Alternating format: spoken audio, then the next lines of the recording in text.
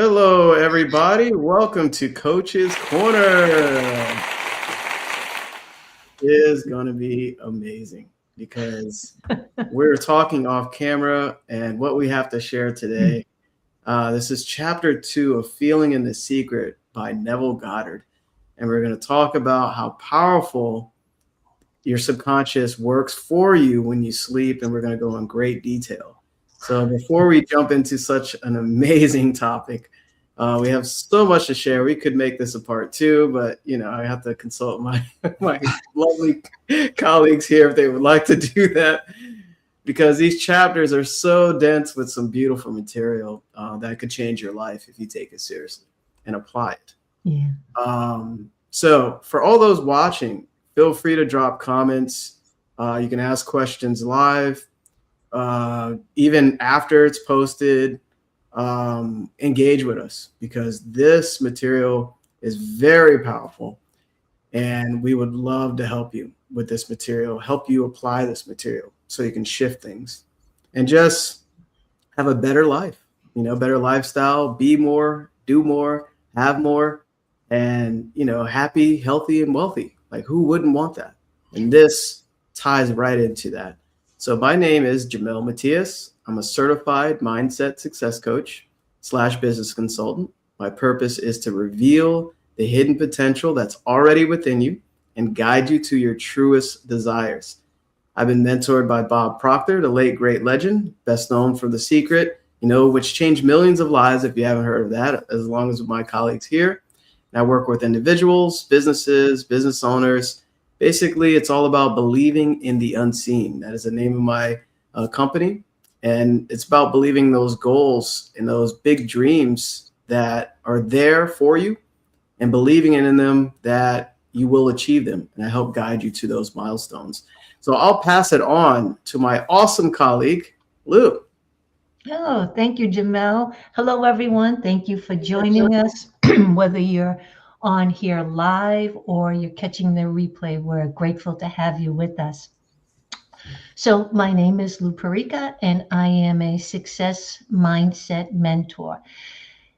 And there's something that I've noticed after years of conversations with women, that they're not lacking motivation or intelligence, but they're just exhausted from carrying an identity that no longer fits them. And the conversations that I lead are about letting that go and learning how to move forward with clarity instead of force. So I'm excited about today's chapter about sleep, because this is something that's rarely spoken about, other than we need our sleep to recharge our body. So I'm very curious to hear what my colleagues, how they interpret it. And I'm looking forward to this discussion. So I'm going to pass it over to my wonderful colleague, Paul. Thank you, Lou, and thank you, Jamel. My name is Paul Wooters. I'm from the Burlington, Ontario area in Canada. And I'm also a success mindset coach, having been mentored by, as Jamel pointed out, the late, great Bob Proctor. And I'm also director at the World Life Education Center of the Leadership and Development Department. And so what I do is I help students unlock their potential. I help athletes unlock their potential. I help business owners, individuals from all walks of life, help them achieve their most elusive personal and professional goals, and help them to design their life with intention, because transformation doesn't happen by accident. It happens with intention and by design, and by applying the principles that we talk about here every Sunday, every week. As Jamel said, and it's not just about knowledge and gathering knowledge, it's about application of that knowledge. So we really encourage you to, if you're here and you're listening for a reason, but to apply that knowledge. And mentorship matters, and mentorship helps. And we're all mentored, and we continue to be mentored, and we continue to mastermind and continue to grow and to create the lives that we really, truly want. And there comes a point, like for myself, where I was just sick and tired of being sick and tired. So I help you live to your greatest possibilities. Jamel. Thank you, Paul. Yeah. Thank you, Lou. This is so good. So good. Yes. Right. So, you know what? I was thinking, shout out to Alicia. We usually have 4 coaches here, and I know I think she's traveling, so I'm sure she's watching. And it's always a pleasure to share this knowledge with my awesome colleagues with so much insight and personality and experience. And I was thinking about something before we just jump in. Paul mentioned something very important, that mentorship matters. It really does. And when you're trying to shift things on your own, or you desire more in your life, whether it's more time or more money, or maybe a house or a new job, or even a family, and improve things in your life, trying these things on your own is very challenging. And usually you don't end up with the results that you want. And someone asked me a question, I was speaking on something last week.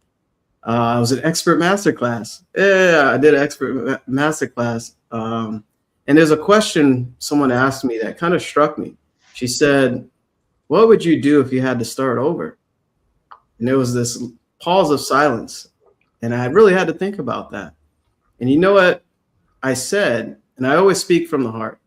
There's no fluff here. I always speak through passion.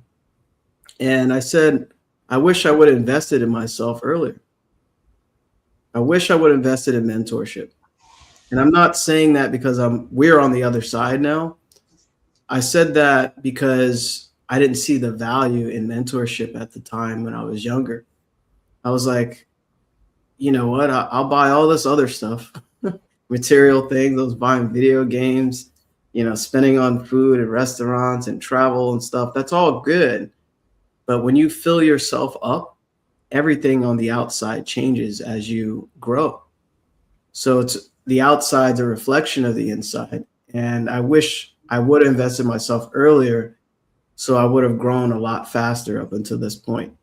So, and I say that again now, mentorship is extremely valuable, and you are the most important investment you could ever put in yourself. Nothing else. So really wanted to share that there. I think that deserves applause. Does that deserve applause, everybody? Absolutely. I needed to confirm. I can't applaud myself. So speaking of success, wow, what a chapter, right? So right at the beginning, Neville Goddard shares, and before, I'll mention that our call links are available. So if anything resonates with you and speaks to you, message us on whatever platform you're watching this on. All right. We're on Facebook, LinkedIn, YouTube, etc. You know how to reach out to us, drop a comment, or just use our call link to schedule a call with whoever that you resonate with, or whoever you would like to work with. So right off the top here, sleep, the life that occupies 1/3 of our stay on Earth, is the natural door into the subconscious. Wow. Listen to that sentence. 1/3 of our stay on this planet, we're sleeping. Do you think that's by accident? I was really thinking about this. It's by design. It's by design. I think it's by divine design. Of course. And when you really think about it, and you not only replenish you rest. So I got good sleep last night. So, I might really be bouncing off the walls towards the end of this. But when you get good rest, you feel rejuvenated. You feel powerful. You even think different. You feel better. Feeling is, what is it? That's your vibration. That's conscious awareness of the vibration you're in. And the subconscious, if you think about it, sleep, it's the life that occupies 1/3 of our stay. It's the natural door into the subconscious. What is the subconscious connected to? Spirit, the feeling mind.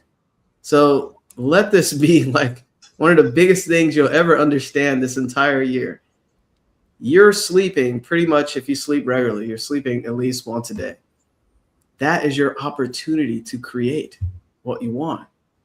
And it says the conscious 2/3 of your life on earth, that's when you're awake, right, is measured by the degree of attention we give sleep. What attention are you giving your sleep every day? And I was thinking about that because this was such a great reminder for me, because sometimes, even as coaches, we're human, right? And sometimes certain things we forget, and sometimes we apply it and then we stop, we apply it and stop. But this right here is basically you creating without you having to do anything physically. You are basically, I know what it is, it's the law of assumption. You are assuming the wish fulfilled. You're tapping into the feeling of the wish fulfilled. The name of this book is Feeling is the Secret. Those two sentences right at the top of this chapter is monumental. I'll stop there because I can go the whole hour. So I'll hop in. Is that okay, Paul? It's okay. So before we went live, I was discussing with Jamel that as I was reading this chapter last night, and it's a short chapter, but it took me so long to go through it, because with each sentence, sometimes it's just a word or a sentence or a paragraph that I really have to pause and do my best to try to understand what Neville is trying to reveal to us. And I realized last night, as I was reading, and I just started doing this maybe, I don't know, a month or two ago, because just like Jamel said, we too sometimes pick it up and put it down, pick it up and put it down, pick it up and put it down. But I realized, actually, it's been longer than 2 months. When I go to bed, I feel so excited. I tell people this, I think they just roll their eyes. I'm so excited. And when I go to bed, so as we know, I'm pretty sure I can speak for my colleagues here. We don't watch the news. We don't watch anything heavy, depressing, things like that, especially when it's time to go to bed. But when I go to sleep now, I think about what an amazing day it was. Even if it just seemed like a typical day, but it was amazing. And I was productive, but in a way that it doesn't exhaust me. I got things done and I felt accomplished. So when I go to sleep now, I review my day and I review what a great day it was. From the time I woke up, I went to the gym, I came home, I had a healthy breakfast, I was able to shower, I got on my computer, did X, Y, and Z. So this is what I believe, what Neville is trying to tell us, to go to sleep, right? And even there's another book where he talks about revisions. You didn't have such a terrific day, right? But when I go to sleep now, I'm super excited about, I just started getting into dreams, about dreaming. What am I going to dream about tonight? And I look forward to it. And I've been having some crazy dreams, but I realized I just thought sleep was sleep. I never realized what Neville is trying to tell us is because the thinking mind, the analytical mind, doesn't need to figure things out. It's just relaxing, right? It loosens the control of everything. So, because change doesn't come from trying harder, sometimes it comes from we just slow down trying to make things happen. So this is what he's trying to tell us, is that our thinking analytical mind, the one that's always trying to figure things out, is in abeyance. It's asleep. And this is when the subconscious mind, whatever we've impressed, like we talked about a couple of weeks ago, where the male part, the thinking mind, impresses upon the female. And the female is the womb of all creation. So going to sleep, thinking of wonderful things, thinking of you as the wish fulfilled, as the person you truly desire to be, as if you are, and planting those seeds in the garden before you doze off is what Neville is trying to say is what is creating our reality. Paul. Yeah, those are such excellent points. And like Lou, I have to agree. Sleep was about recharging. Yes, your body needs rest, and it's something that you physically need. But it's so powerful because something that really jumped out that Neville said was something to the effect. I don't know if this is precisely word for word, but you don't become what you want. You become what you are, or who you are. And I think so to build on what Lou is saying, what the author Neville is saying is, when we're awake and we're trying to, we're pressing the subconscious mind, right? In the chapter before this, the subconscious mind impresses upon the conscious thinking mind impresses upon the subconscious mind, and the subconscious mind must just accept. Doesn't have the ability to reject. It just accepts. But when we're awake, and just that period about before we're going to sleep, and the conscious thinking mind is relaxing, because when we're awake, you have all this chatter, and you have all these doubts and these fears and these worries, and you don't have this and not that, and I want this, and it's just busy, and there's all this. It's really pretty much chaotic. But when you're falling asleep and that conscious thinking mind is resting and more relaxed, so what are you impressing upon your subconscious? And if you're impressing things that you want and you're expressing feelings of need or worry, that's what's going to result in your outer world. Those are the results you're going to see. And so Neville's really impressing upon us that you have to be the person that you want to be.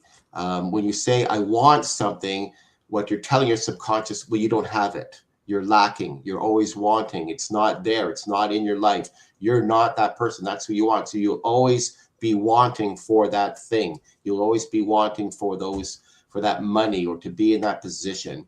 But you have to already be there, already be that person, and impress upon your subconscious mind and go to sleep in that nice relaxed state. As Lou said, I don't go to sleep watching the news. I don't go to sleep scrolling. Generally, I'll review my day. I might write something down. I have a pad beside my bedside. I might write 5 things that were really great for today. Or I will listen to something, an audio book like this book that we've been studying. I might listen to something positive. So those are the things that I'm going to think about. Those are the things you want to impress upon your mind, on your subconscious mind, because you don't have all this chatter and all this negativity, all these doubts and all this argument, as it were, inside your own head going on, right? That's what I have going on in my mind sometimes. So what he's saying is that's the perfect time, because now your subconscious is ready to accept, because you don't have all this other chatter and all this verbal diarrhea going on in your head, right? So it's just a mess. But there's your opportunity to not only recharge your body, but to recharge your mind. And it's really, really wonderful. It's not something that just happens overnight, as it were. Like, it's not just a one-time thing, but if you make it a practice to do that, you will start seeing results. And it's really, really incredible. Jamel? Wow, that's so good, Paul. I love your expression of that. That's so important. We kind of shout out everyone here live. Shout out to Chris. Hey, Chris. And shout out to Andrew. Yes. Thank you. The sound effects. We make it entertaining here. And I'll see you soon, Andrew. See you soon. So thanks for tuning in for those that are here live. And, this is so important to understand and also to apply. And I'll share here. He says, I love this part. He says, and he's talking about sleep here. He says, set out for it. Set out for sleep as though we were keeping an appointment with a lover. Yeah. And I love that line. And we all, well, hopefully some of us experience love in our lives, right? Not only with a person, maybe a pet, right? Or whatever, your children or grandchildren or whatever you fell in love with and you truly love. Imagine that love for sleep every day. Lou mentioned she gets excited, right? She has this excitement. Yeah. But now this is kind of like an awakening for her as well, like a reawakening, like awakening to go to sleep, right? Awakening of awareness, right? Set out for it. It's an appointment. Oh, I'm going to sleep. I know what I'm going to do. I'm going to impress my subconscious with the wish fulfilled. Whatever that wish is for you that you really want in your life. And this is your opportunity to create, to be more, not just to do, without doing anything physically, right? So then he goes into, he says, sleep is the time when the male or conscious mind, so he refers to the conscious mind as male, turns from the world of sense to seek its lover or subconscious self. So the conscious mind is referring to it as a male seeking its lover, the subconscious. Guess what happens when the conscious and subconscious meet? They give birth. It even says it. The conditions and events of our life are your children, formed from the molds of your subconscious impressions in sleep.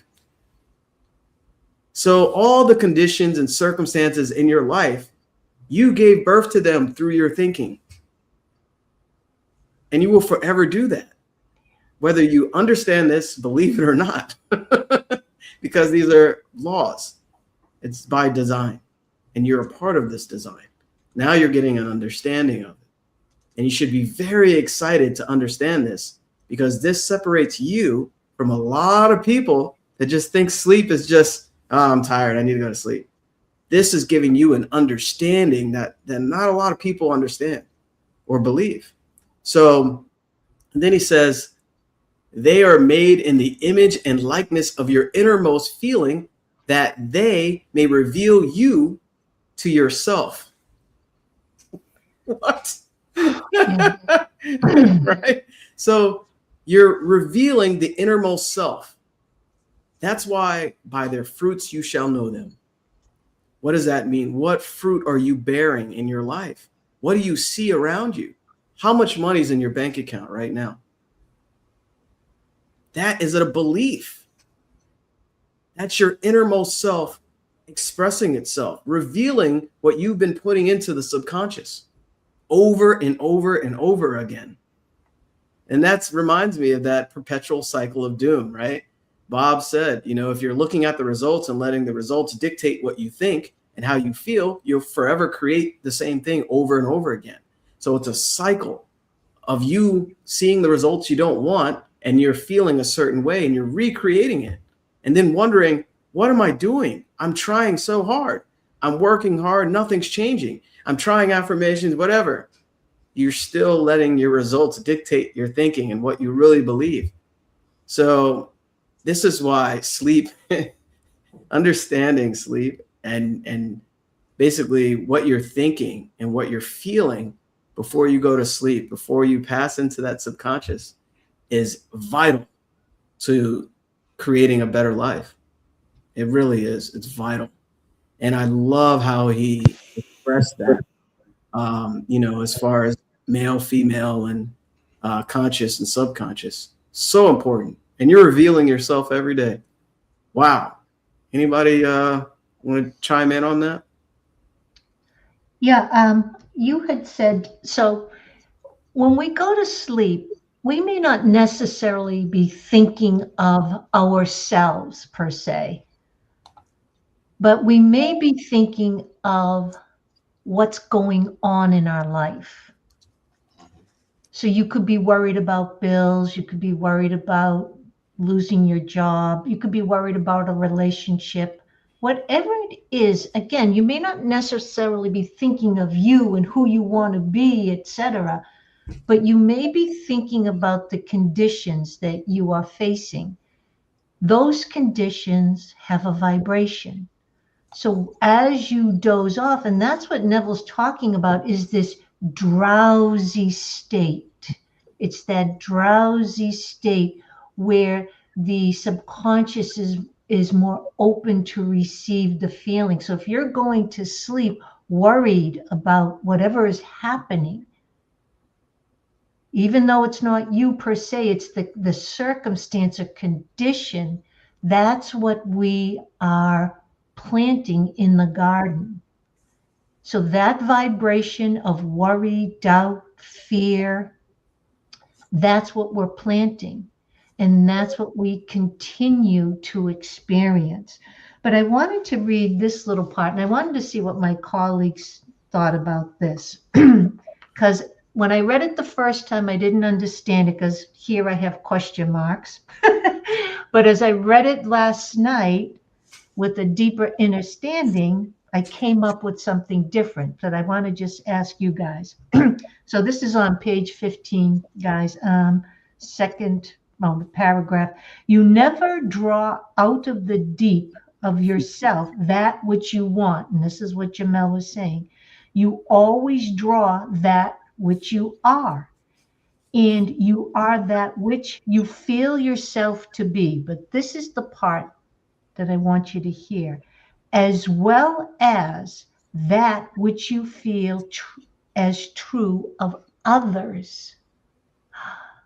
So at first I didn't understand this. I just wanted to throw that out. But how I interpret it now.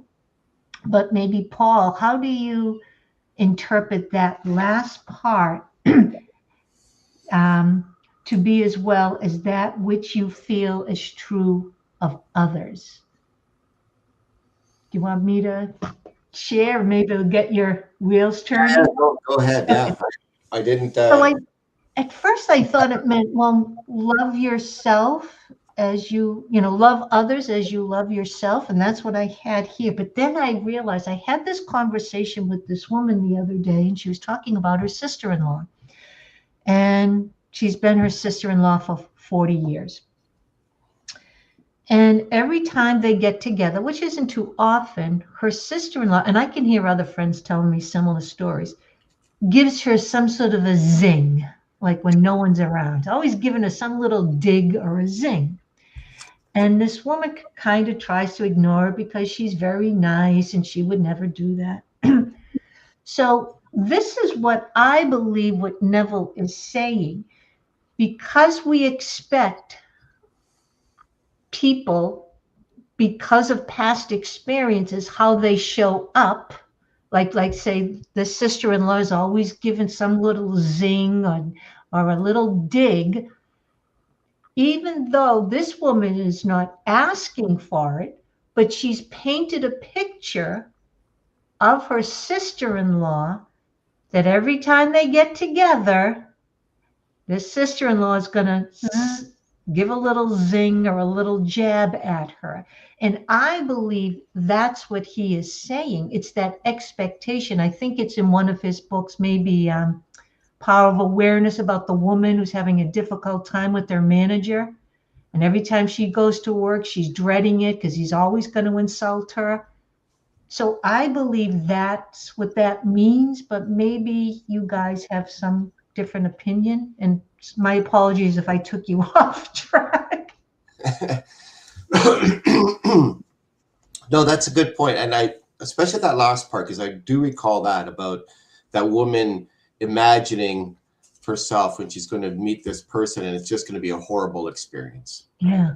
And so, yes, you're always imagining this scenario, when I'm with this person, this is what's going to happen. She's going to say this, or he's going to say that, or they're going to act like this, or they're going to react in this certain way. And I'm already previewing what I imagine that's what's going to happen. Maybe it did happen in the past, and maybe a certain person is inclined to behave in a certain way, but to replay it over in my head, you know, that's the scenario. I'm already creating this visual of what's going to happen.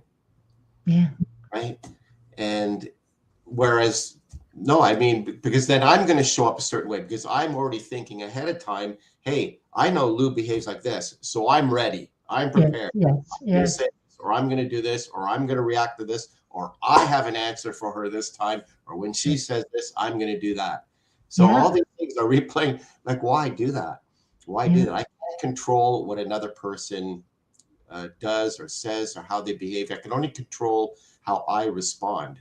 And so that's what I should be focused on. And I shouldn't be focusing on what, and it's tough. It's tough when there's some people that are close to you, or people that you have to deal with every day, or that example where that woman had to deal with that boss or that superior, and you know, it always kind of goes sideways, or she always fears that. You're already putting yourself in that vibration, right? Like Jamel said earlier, feeling is a word we use to describe the vibration that we're in. So I'm already putting myself in that vibration by thinking those things. I'm already putting myself there, and I need to put myself somewhere where I want to be. I'm thinking, okay, I don't want that, but that is what I'm focusing on. Even though I'm saying I don't want that. I don't want that situation to happen. I don't want to be in a place like that. So I have to, like, you know, eliminate those kind of thoughts, control, you know, what I'm thinking, control who I am, control how I show up. And I think that's where the focus should be. And I hope that sort of answers the question a little bit, or what my point of view is, and maybe Jamel can add to that. Yeah, I agree. You know, thank you, Lou, for, you know, inspiring this conversation with that section there. And yeah, Andrew, yeah, thanks for you know, basically expressing what you do, you know, and this is a good experience to kind of rewire that thinking, right? This is an opportunity to shift things. And for everyone that's watching, especially when you know that you'll be interacting with a challenging individual that may think a certain way, or they're always complaining or whatever. Lou, this is so good. You mentioned, I found that part, and it's funny, we had the same notes, right? Oh, yeah. And I'll just reread it here. The last part is very subtle. He says, you never draw out of the deep of yourself that which you want. You always draw that which you are, and you are that which you feel yourself to be, as well as that which you feel as true of others. So that's the part right there. Which you feel as true of others. You feel as true of others. So it's basically what, you know, Paul and Lou just mentioned. And further down the chapter, he actually kind of revisits this, and he says it in a different way. He gives a little more context here. He says, you never suggest to another the state which you desire to see him express. This is towards the end. So he says, you never suggest to another, oh, I think you should act like this. I think you should think like this. I think you should be more positive. Well, I think you should consider saving some money for a rainy day, maybe, instead of spending it all the time. I think you should get mentorship, right? Never suggest to another the state which you desire to see that person express. And then he continues, instead, you convince yourself that he is already that which you desire him to be. So that is basically, you know, reiterating what we're sharing here. You're convincing yourself, right, of basically them already being what you desire them to be. So you're convincing yourself, you're seeing them the way you want it to be, but you have to convince yourself. You can never force upon another. You can never do that, but you have to convince yourself. And what Lou brought up in the power awareness, that was a test study of that woman that was like a costume designer, and her supervisor was just going to town negatively. And he asked her, he said, do you, on your way to work, are you like thinking negatively about him and picturing these arguments ahead of time? So she was doing the same thing, right? Just in a negative way. She was creating the same situation because she was impressing her subconscious mind.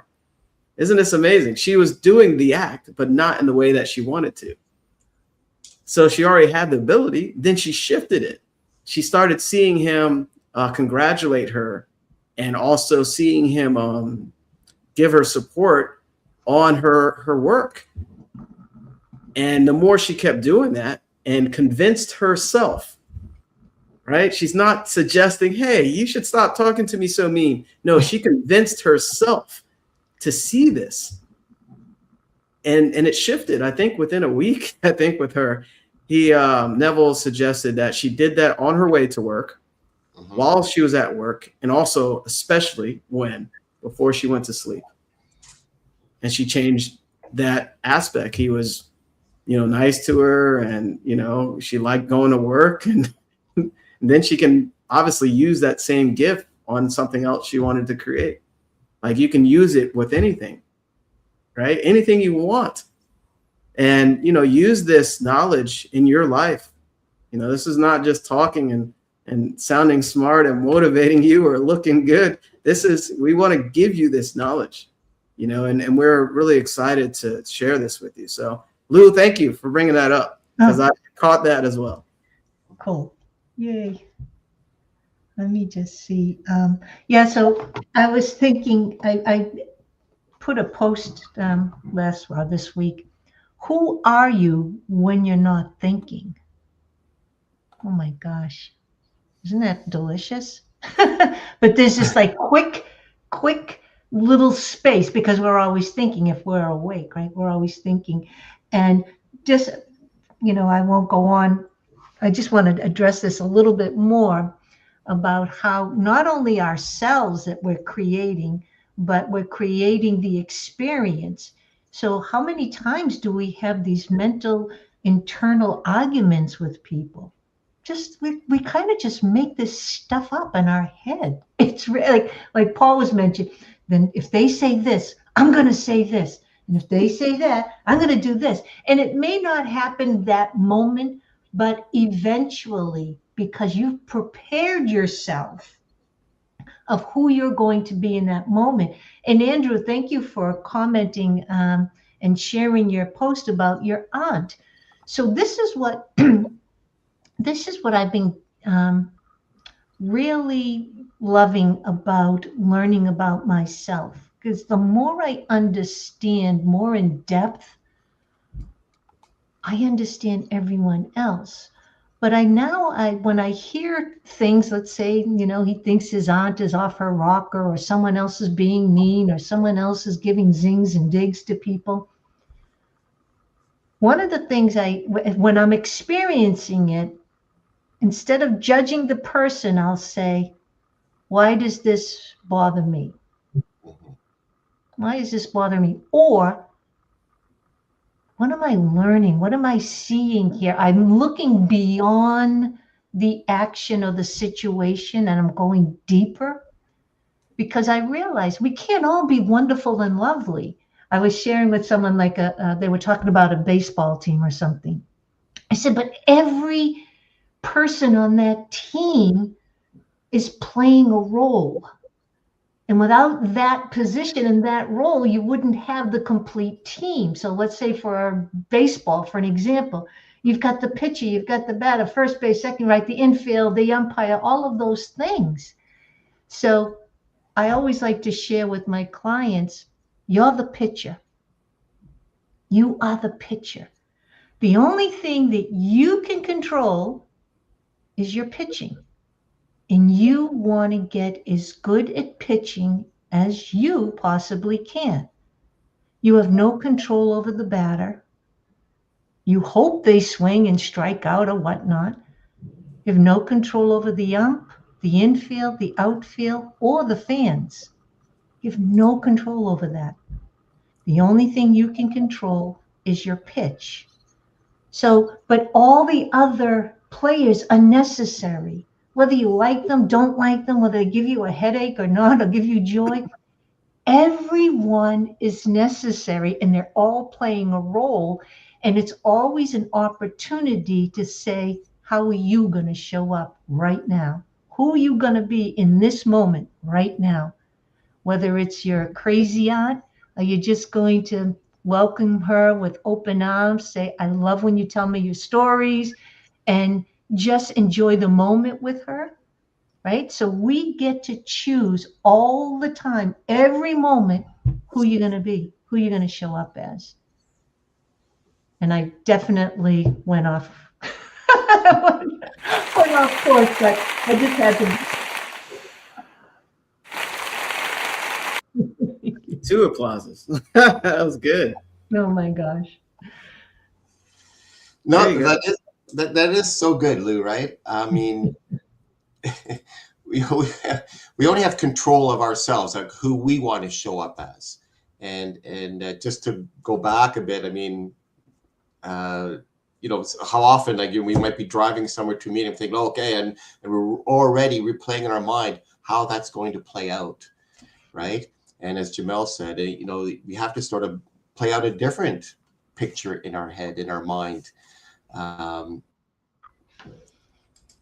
it's so important, and just to get used to do that. It's the default is, you know, oh, she's like this or he's like that, and we're replaying these things in our head, and it's so easy to go there.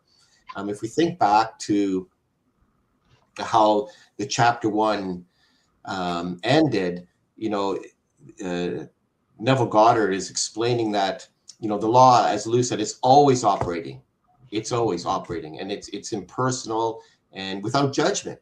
So the subconscious, remember, it accepts whatever, the subconscious mind accepts whatever is felt as true and expresses itself in life circumstances.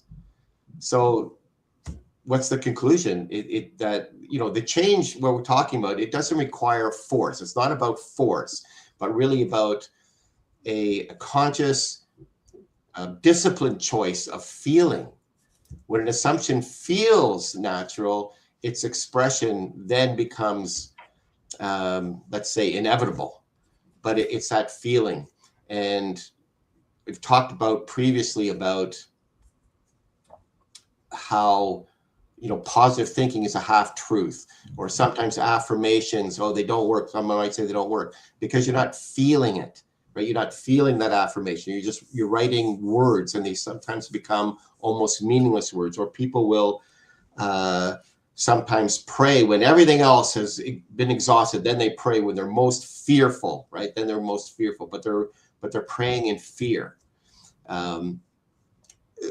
So what is it I'm trying to say? So yeah, so it's when you're thinking about something, you know, we talked about, you know, visualization exercises are important, and affirmations are important, and positive thinking is important. But if you're not really feeling, if you're not really believing what you're saying or what you're imagining, then it doesn't matter. It's not about creating the perfect picture. It's about believing. So believing something, having a really good belief, having a really good feeling about being the person you want to become, or having the situation that you wish to be in, it's more about feeling than just about visualizing or writing it down. Those things are important, but you have to feel.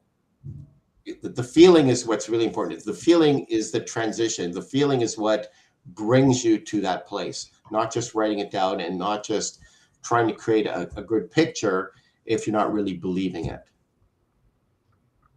I hope that makes sense. It makes perfect sense. I'm gonna give you a full applause. There we go. That makes perfect sense. You know, you shared so much there, and you mentioned prayer, and that's actually the next chapter where we talk about a better understanding of prayer that Neville shares in this book.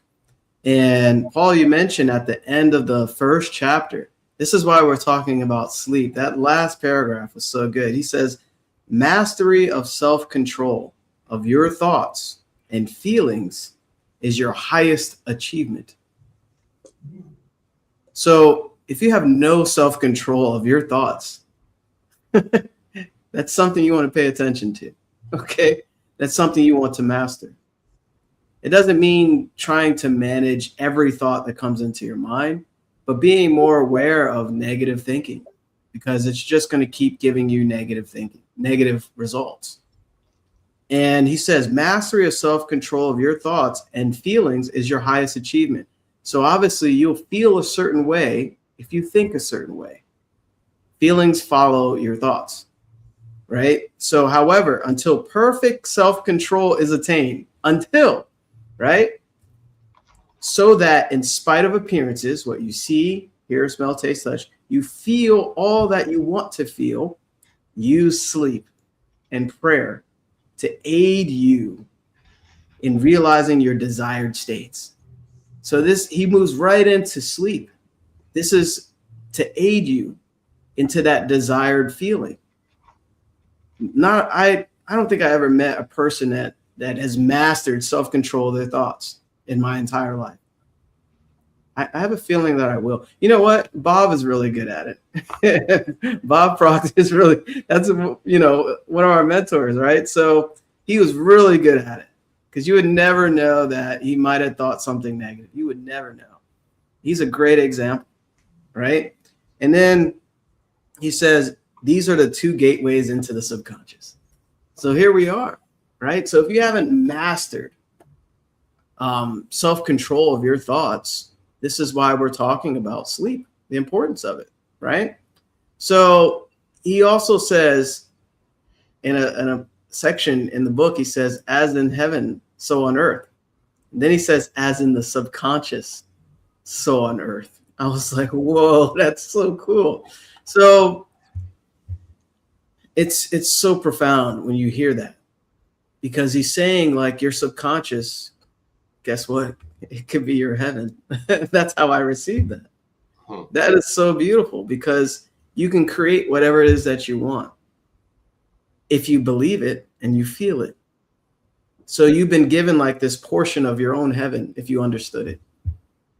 This is why watching Coach's Corner is essential to your growth. And not only just to be motivated, use this, right? So he says, whatever you have in consciousness as you go to sleep is the measure of your expression in the waking 2/3 of your life on earth. Whatever you have in consciousness. So remember, he explained in the first chapter, consciousness is everything, right? So whatever you have in your conscious mind as you go to sleep is the measure of your expression in the waking 2/3 of your life on earth, right? So everything is a reflection. So your subconscious gives form to your desires only when you feel your wish fulfilled. So you have to feel it. If you don't feel it, it's just in your conscious mind, right? You have to feel it before you go to sleep. So that way it's that doorway to kind of like your own piece of heaven that you're creating in your life. And it's very powerful. I've tapped into this multiple times in my life, but this is a great reminder. I'm very excited to go to sleep tonight. There you go. After reading this again, I was like, oh, this is going to be the best night ever. Yeah. But, the point is to take this very seriously, because it could shape your entire year. And this is the material that we adapt in our lives. And it's a great reminder and reawakening on the power of your subconscious when you go to sleep. And don't let this just be sounding good. Reach out to one of us, because we definitely want to help you with this and help you shift some things where you're not really satisfied. You're meant for more, and you want to create some beautiful things in your life. And I had posted something recently. I said, most people desire positive changes, but they won't take the step. You watch this whole Coach's Corner. You watch all the Coach's Corner. Thank you. But you won't take the step to actually speak to one of us to improve your life. What does that say? That's your limiting self holding you back. how long are you going to let it hold you back? I just have to speak that because that's on my heart. And don't let that voice hold you back anymore.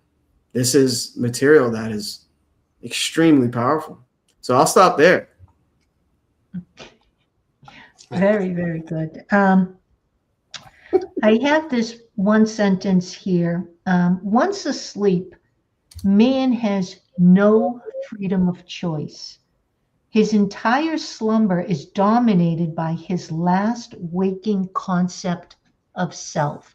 And I have here in my notes, and Neville doesn't address it, but I wanted to address it. Because many times we can go to bed because we're just exhausted, right? We just go into bed and just wonk. We're exhausted. When I go to sleep now, because I'm excited and I'm thinking, it takes me longer. But it may take me an hour or more. So within that hour or so, I have to be mindful of what I'm thinking. Can be a trap. But I wrote down here why exhaustion blocks change. Because exhaustion keeps us reactive. And when we're tired, we default to old patterns. So rest it's restorative. So sometimes you'll say, oh, you did so much today, whatever that means, you just go to bed, you're exhausted, you'll say, I'll do better tomorrow. But you're depleted. So what happens is you repeat the same patterns, not because you lack the will to do so, but because you're exhausted. And when you go to sleep exhausted and depleted, that's the vibration that you're in, and you are creating similar patterns of exhaustion, not moving ahead. So this is why when you go to sleep knowing that you are not only recharging your batteries, but you are creating your life. So go to sleep, spend that time that when you're in the theta state, right? You're not fully asleep, but you're not wide awake. It's that drowsy period. This is when the subconscious is wide open, and that because all the noise is quieting down. So the male is able to enter into the subconscious mind without all this resistance. So I just wanted to touch upon that, because again, most of us may do till we're completely exhausted at the end of the day. Oh, okay, well, you should hear this, Jim. Yes, you speak it. But when I go to sleep, I'm not exhausted. I feel complete. I feel that I was productive. I got done what I wanted to do, but it wasn't out of force because I had to do it. I stopped doing that. And I just, okay, this is what I'm going to do today. I think we talked about writing down our 3 to 6 goal achieving activities, whatever they may be. But I make that I'm aligned with those activities, not doing them for the sake of doing them. Because the universe doesn't respond to your actions, it responds to alignment, meaning your thoughts as well as your feelings are aligned with your actions, with your behavior. So if you're just doing something for the sake of doing, but in your head saying, oh God, I hate this, and you can feel, then you're actually taking steps backwards. So this is why when you go to sleep, when you can look upon your day and said, I did a great job today. I did a great job today, and tomorrow will even be better. I showed up authentically I showed up aligned. I took aligned action, and I feel really good. Really, really good. I'm excited about tomorrow. When you go to sleep that way, you just life gets better instead of, oh. That's a completely different vibe, right? So I just wanted to touch, because I know many of us go to sleep just, we're spent. I can't do another thing. I'm just so done. Stick a fork in me, right? So just wanted to share. So well said. I needed that. It's so true. It's so true, right? Like how often I love that you said that. I think so many people can relate to. I certainly can relate to that. You know, you're so beat up, and I'm glad that day's done. Oh, what a day! Oh, it's so terrible. I just can't wait to sleep. And this happened, and that. I can't believe when she said or that. And tomorrow I got to do this. Oh my God! So all these, it's really chaos, right? What am I doing to myself? So a really good point that Lou brought up, because when the body is relaxed, really relaxed, then your mind is quiet, and then the feeling can do its work. Because when we're fully awake, right, the mind is questions, there's doubts, and we're overthink. I know I'm really guilty of that. You start overthinking about stuff. But when you're asleep, then the subconscious is wide open, and your impressions can go in without that resistance. Right, the body is relaxing, the subconscious is listening, and so as Lou said, you have to, look at the good points, look at the good things that you did today. What happened? Don't beat yourself up about, oh, I didn't get this done. Oh man, I didn't get that done. I didn't do this, and I did. Oh, what an idiot I am. But you have to, the past is the past. There's only this moment. So this moment, okay, I can only live in this moment. So I want to move forward. So, like that statement, you do not become what you want. You become what you are. Wanting, that implies, separation, or you don't have, you have lack.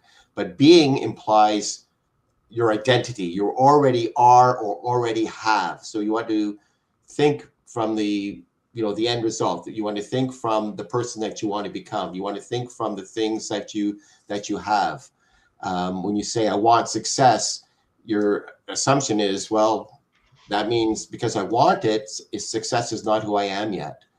So Neville is reminding us that the subconscious mind, it does not move toward what we want. It expresses what we accept ourselves to be. So the subconscious mind isn't the one chasing goals. It just maintains the identity. So feeling is what turns that desire into an identity.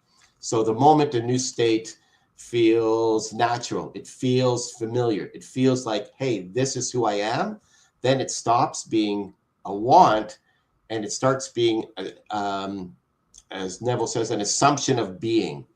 And at that time, then the expression becomes automatic. So good. I told you guys this would be an amazing session today. And if this really spoke to you today and you got some type of value, just see if mentorship would be helpful for you. Because like I always say, doing this on your own is very challenging. And, there's people out there that watch segments of videos, they get motivated and they're inspired and they're just gathering all this information, but never really take action towards their future. And guess what happens? You get the same results year after year. Let this year be the year where you shift things permanently to what you really want. You have all the gifts inside you. And this is one of them that we're sharing today. There's something that did come to mind. Oh, when you mentioned prayer, when a lot of people ask for things in prayer, right? Whatever religious background, please give me this, or help me with this. Please give me some more money, or help me. Can I have this, right? When you're asking, you're announcing that you do not have it. And it's a big difference, awakening or enlightenment that I had. You're telling yourself you don't have this thing when you're asking for it. So you're separating yourself from it when you ask. So Neville is talking about basically assuming you already have it. This is like reverse thinking of what we've been taught, the conditioning. And I kind of wanted to share that because a lot of people do that, including myself. I used to do that. One day, I hope, I wish. Anytime you say I hope or I wish, or you're denying the feeling because it's separate. You're pushing it away. And he shared here, he said, the consciousness of sleep is the normal state of the subconscious. The unconsciousness of sleep, that's the normal state. So you have like a treasury here. It's actually a key to a kingdom for you that you have readily available for you to use. And I look forward to using this every time I go to sleep. I do already, but I can go even, it can get better. It can get better. And for those that don't do it at all, apply this immediately. Don't take it for granted, because you attracted Coach's Corner, you attracted us, you attracted this message. And I'll just end here with a big question. And this is for us here as well. How would I feel were my wish realized? How would that feel? I know how I would feel. So I'll leave you with that question and leave you with the opportunity to take action to set up a call with one of us today. Not tomorrow, not the next day, today. Or you can allow your limiting self to continuously hold you back. It's a choice. Growth is a choice. We'll see you next time. Are we doing a part 2 of this? Let's put you on a spot, or should we go to the next chapter? Maybe we'll talk off camera. I don't know, Lou. Maybe we can blend, because there's still some great points left here. Maybe we can blend kind of the ending of this chapter and go into prayer, kind of blend it together a little. We'll see. Okay, we'll see. Whatever. Surprise. Either way, you'll be getting tons of value from Coach's Corner. Either way, right? So have a beautiful, abundant week, everybody, and make sure you apply this tonight. Yeah. Go to sleep with the wish fulfilled. First, get a vision of what you want, right? Because you can't feel anything if you don't know where you're going in life. So anyway, bye, everybody. See you next time. Bye. Thank you. Bye.